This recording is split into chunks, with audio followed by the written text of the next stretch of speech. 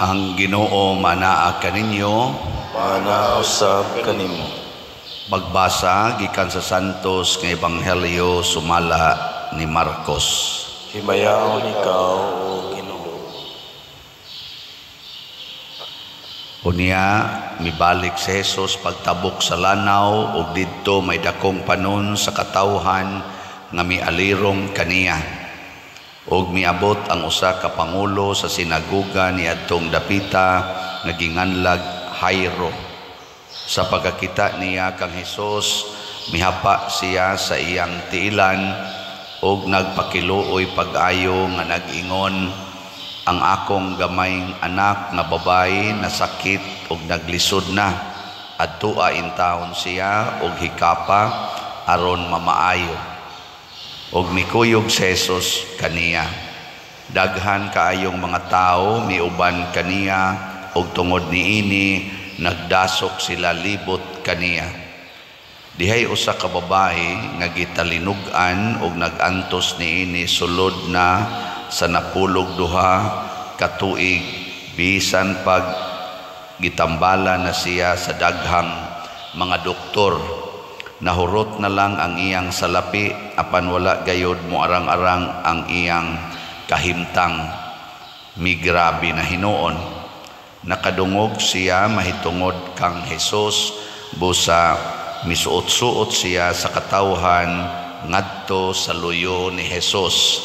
Unya nakaingon siya sa iyang kaugalingon, kun mahikap ko bisan lamang ang iyang bisti mamaayo gayod ako.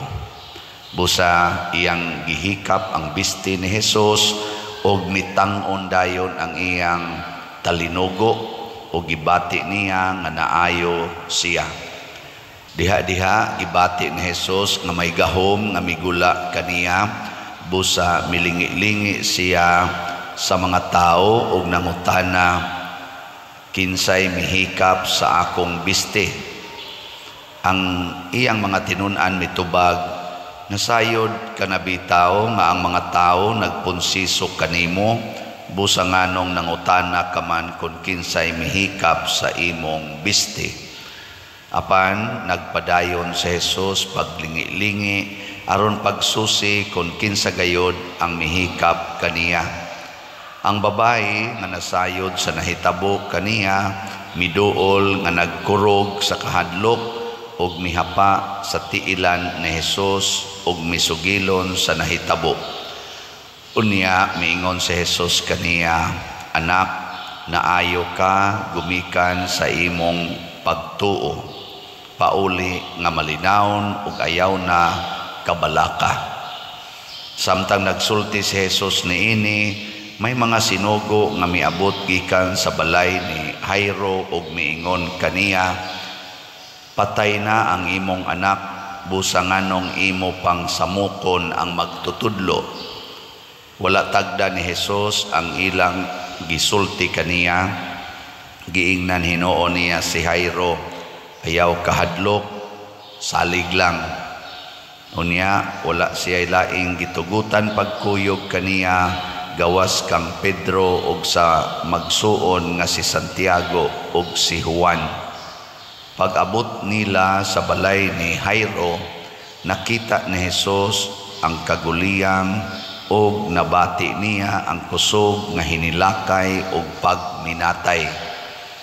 Midayon siya sa balay og miingon kanila, ngano bang nagkaguliyang og naghilak ngan kamo? Wala mamatay ang bata, natulog lamang siya. Unya gipagula ni Jesus ang mga tao tungod kay nagbugal-bugal man sila kaniya. Og gidala niya ang amahan og inahan sa bata og ang tulo niya katinun-an ngadto sa kwarto nga gihigdaan sa bata. Og iyang gikuptan ang kamot sa bata og giingnan, talita kumi, nga sa ato pa inday bangon. Diha-diha ang bata nga nagpanuigon og napulog duha ka tuig mibangon og milakaw. Og hilabihan gayod ang ilang kahibulong sa nahitabo. apan gipinahan sila ni Hesus sa dili pagpanugilon kang bisan kinsa mahitungod niini, ug siya miingon, pakan-an ninyo ang bata. Ang Ebanghelyo sa Ginoo. Dayon ikaw, O Kristo.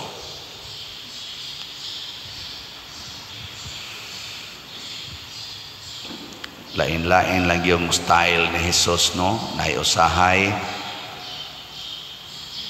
Pero sa aning babay, naning hikap sa iyang biste, iya yung gipangita kung kinsay ni hikap. Aron tingali mahibawan, ma-expose ngadtos katawhan. Nya kanisang bata nga iyang gipabangon, iya sang giingnan ang nananaw, ayaw mog panabi ha. Ngano man nga si Jesus nangita man atong babay, nganong wa na man lang to niya, total nahibaw naman siya o kinsay na ayog. Nganong iya mang yung gipangita, giingnan pagani siya mga tinunan.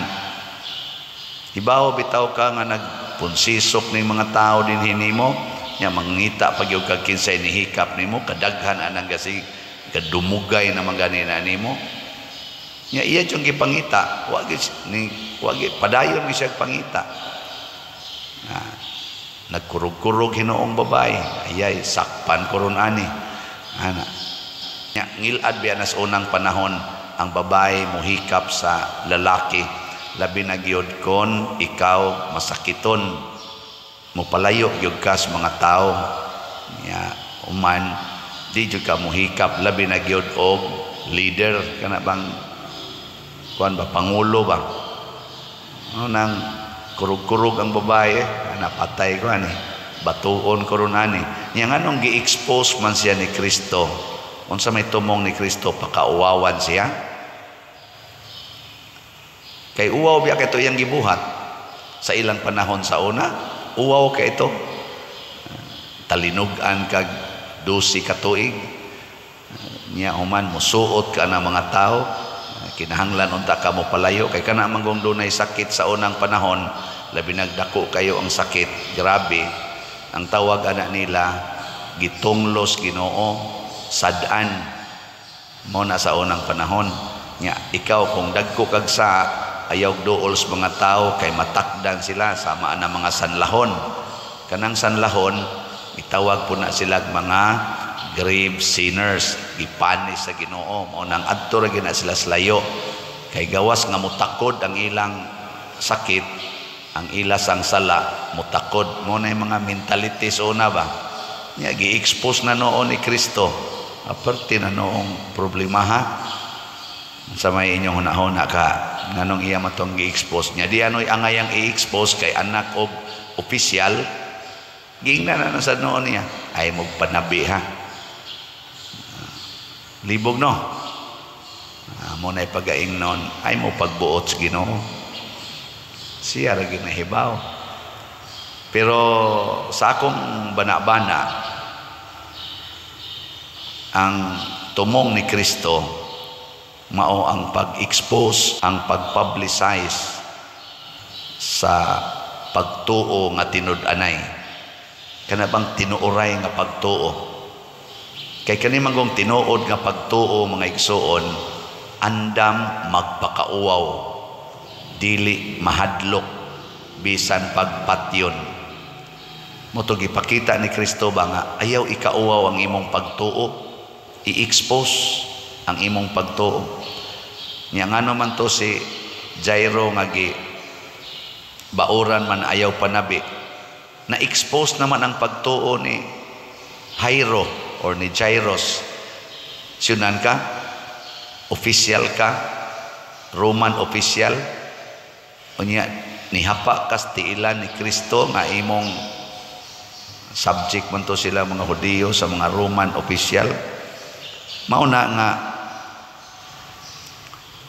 dito Roman official, pangulo sa sinagoga, nya ni hapa siya sa tiilan ni Kristo.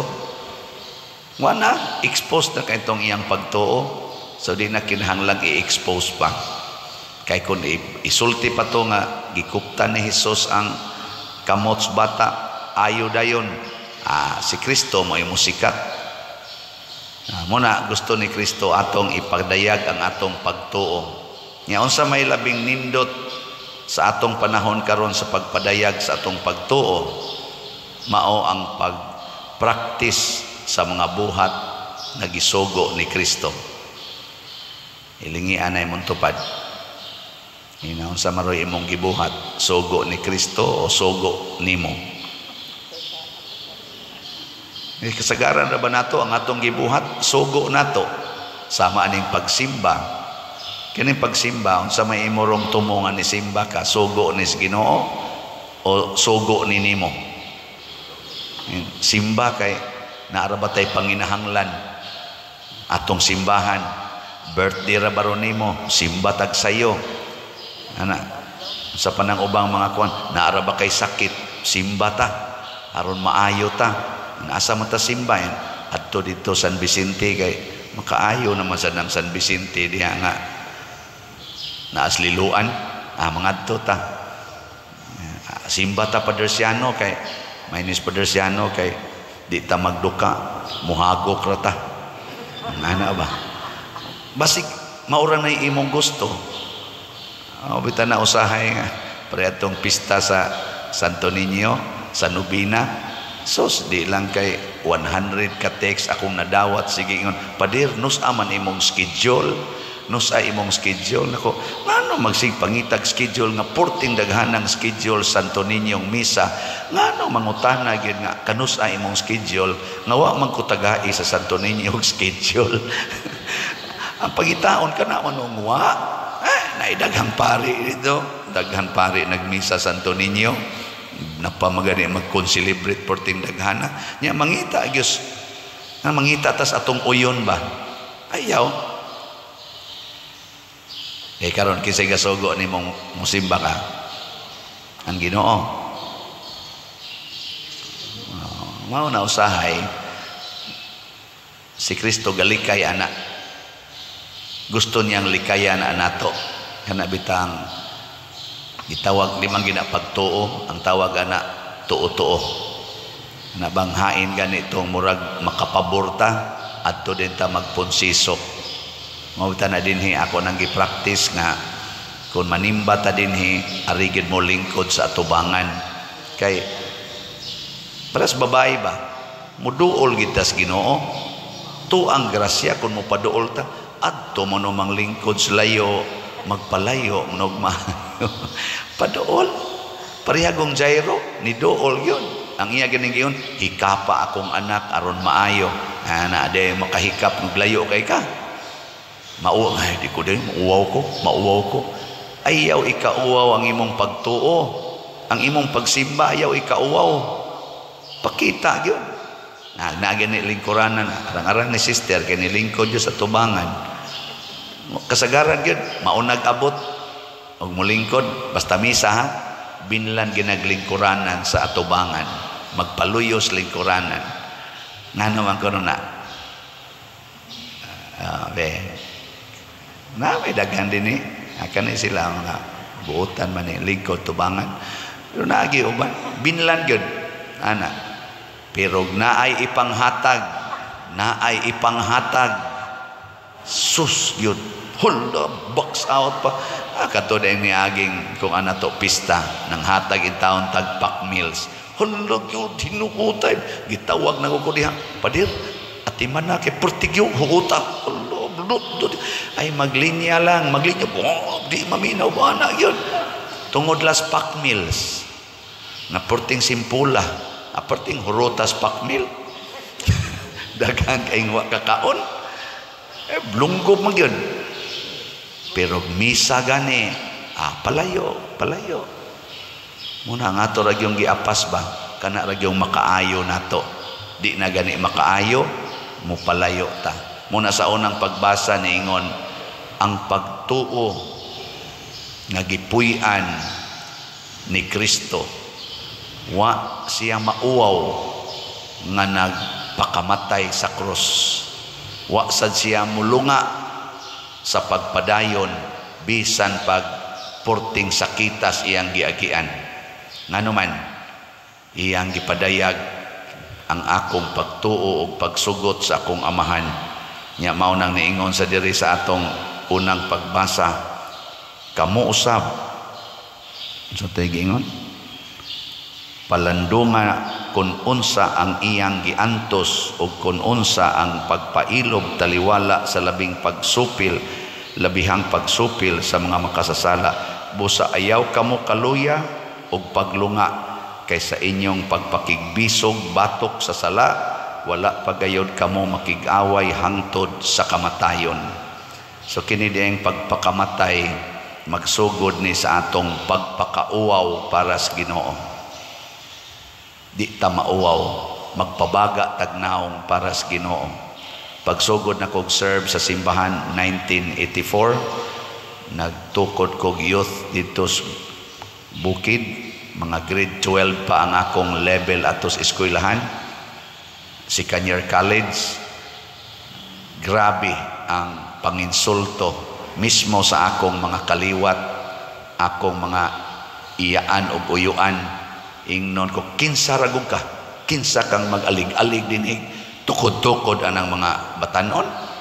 Ana, pag-abot sa nako simbahan kay ning hangyo sad mi nga mukanta kunuhay kay choir mi, giingnan ra mi nga ayaw lang mo diri kay tan-aw sa gihidtofot man kog tan-aw, bati kay gnaw, nagtsinilas ra didto lamos langob, didto mis langob sa Guadalupe.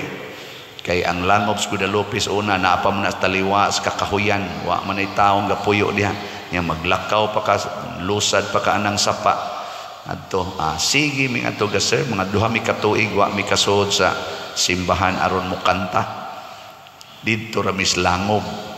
Og ngadtos mga kapilya nga tuas bukid bag na misa kami ngadtoy manganta. Ana, pakauwawan kita. Atubangon pa mis mga NPA. Ana, didan pa mi pagkanta labi na magabi magsaba-saba, pabuthan pa mig armas dito sa kilid kapilya kay pahunongo na mig kanta. Ana, sige lang yun mig kanta. Bahalag mga matay. Ako masetig encourage nila, padayon ta. Mga kalima, kaunom ba ko ato gi-convince sa mga NPA nga mo appeal ngadto nila. Balibad lang sa ko sa tinaro nga pagbalibad, maglakaw ko daghan kay mga kuros-kuros desdan kay perti namang pinatyanay dito, gipamatay ato mga NPA kay gidudahan nga mga sa tawagan na kanang informer na ako na sa gidudahan, patay ginisiano ron. Ako san maglakaw ko magabi ko naagay ni mo buto ani ako na gini. Ayun na ba? Sige lang yung baktas. Na niresulta gyud na wa gyud ko maminyo karon napari nako ni anak ko din his parokya sa San Vicente. Din hisad, buha say hadlok-hadlok. Sige gyud. Labi na ning pamaligyag slat, kauwaw ani. Sige baligyag slat, uwaw eh. Kaya mo kuno ibarog diri be pamaligya mog slat nya minus pag yung kaing mo palit. Ambot ning ni ang nanimbaro na malit na baka ni. Malit na mo. Congratulations. Nya magpakamatay ta para aning pagtuhoa, pakauwaw ta para sa uban. Gigamit sad na sa mga santos labi na ni San Juan Bosco sa iya sang pag-atiman atong iyang misyon. Grabe ang panginsulto, grabe ang panaot ngadto niya. Sige lang yun siya, padayon lang yun. Hangtod yun namatay. Mao gibuhat sa ning Mother Teresa, gibato pa na sa Mother Teresa pagsugod niya atiman sa mga katong mga gipangod ang lawas ba, gahigda dias daplisdan. Gibatos Mother Teresa sa mga Hindos, sige lang yung atiman. Nakalampos yun. Nahimo siyang pinangga kaayos mga tao sa tibok kalibutan, pero niagi siya sa tumang kalisod. Mao na ang atong pagtuo, ato gyung saksihan, di ta mauwaw, mupadayon ta. Nya di ta magpadaan ng sultis mga tao, ay padaan na ingnon ka nga mugwapa ka basta kuluran imong buhok, ay padaan na. Sundang Ginoo nga mo'y nag-color sa imong buhok. Awa, di ba? Relax kay ka. Pero ang imong buhok, wa mo haom sa gitanaw sa kalibutan nga nindot. Pero sa matas Ginoo, ikay kinanindutan. Nga sa imo sang kasing-kasing, relax ka. Nga naman, sa matas Ginoo, nakalipay man kaniya. Magpa-color ka sa imong buhok. Ang sa may mahitabo, sa matas Ginoo, luod kay katanaw. Nga naman, imong giusab ang iyang kabubuton. Ang suko mamunako. Nga imong kiskison imong kilay, kailisan imong badlis. Matas mga tao, okay ka. Pero matas Ginoo, ingong Ginoo, nakaminos day ka sa akong gihatag nimong kilay. Imong manggikiskis. Ingon sa dayon tong usa nga atong online parishioner. Ikaw pader ba, muingon ka nga gikiskisan ang kilay, ngilad, nagpatupi man lagi ka, gikiskisan man na imong buhok, ang imong buhok. Nako pero wa hotdag kuha ang buhok aron ilisan nako wig. Wa ko'y artificial nga giilis niya kanang imo man ang gikiskisan niya giilisan nimo badlis. So ang tinuod imong gikuha giilisan nimo di tinuod. Awa na'y kalainan sa imo sang pag-ilis sa imong bana or pag-ilis sa imong asawa. Pinaagig divorce. Wa sa na'y kalainan sa imong pag-ilis sa imong tiyan nga padong na muburot kay namabdos ka kay nagpatukhang ka nya imong giilisag abortion aron kunuhay slim kay ka. No. Wa na'y kalainan sa imong pagkababay nga imong giilisan og mura na kag laki. Bisag babae ka or laki ka, imong giilisan og murag babae. Di ka masukong Ginoo ana nga imo naman ang giilisan sigon sa imong gusto, sigon sa gusto sa kalibutan. Dili na tamo antos sa pagsunod sa gustos Ginoo. Ang gustos Ginoo kuha agid ng sala. Ang gusto sa tao pagpakasala. Mo nang ningos Kristo, if you want to follow me, deny yourself. Kay kaning gustos atong self pakasala ra gyud. Diin gasugod, kahadlok, kauwaw, unsa niya ikasultis mga tao. Muna si Kristo gi-expose niya ang pagtuo, iyang gipakita na andam tatang magpabaga sa tong naong basta partig pagtuo. Sige, lingihan na imong tupad. Ing na siya sugod karon magpabaga na tas naong nga. Ana, pabaga mos naong pamaligya sa mog slots para sa ato din eh. So sunod simana og mahalinan mo bisag usa lang kada simana baligya mog slot. Congratulations. Na iniari diri nako nga niingon pader ika-50 na ni ka slots nga akong nahalin gikan sa akong mga kaliwat og mga higala. Ako'y tigrimit din he. Ako dayon siya gipanalanginan, pwede na kang mamatay. Okay, sinang ka na maligya siyang slots. Para saan niya kung gibuhat ba? Iyang pangumbinsiron ng iyang mga kaliwat. Aron ko no, makapalit nga rig slot. Siya to pa ko'y atuonon pa dir.